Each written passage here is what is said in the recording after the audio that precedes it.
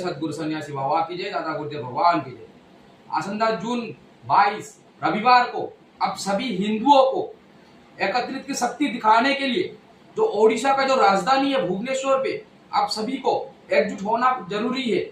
आप लोग आइए, जो बागेश्वर गुरु जी का जो नारा है हिंदू राष्ट्र बनाने के लिए, उससे पहले हमको हिंदू राज्य गठित करना पड़ेगा, हिंदू ग्राम गठित करना पड़ेगा, तब जाकर के हिंदू राष्ट्र बनेगा। उसी संकल्प को लेकर के जो बागेश्वर धाम सेवा शिष्य मंडली ओडिशा के जो मंडली है, उसी मंडली के द्वारा सनातन हिंदू एकता पदयात्रा का एक भव्य आयोजित किया गया है।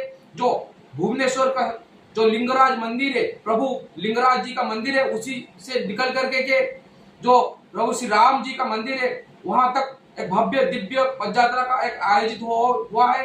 तो आप सभी देशवासियों को, ओडिशा वासियों को, बालाजी को, भक्तगण को, सारे मंडली को, आप सभी को अब आना जरूरी है, क्योंकि यहाँ सिर्फ पदयात्रा नहीं निकल रहा है। यहाँ का ये पदयात्रा निकालने का जो मेन मकसद है, जो बेधर्मी है उनको, सनातनी हिंदुओं को जो एकता है, एकता का शक्ति दिखाना है।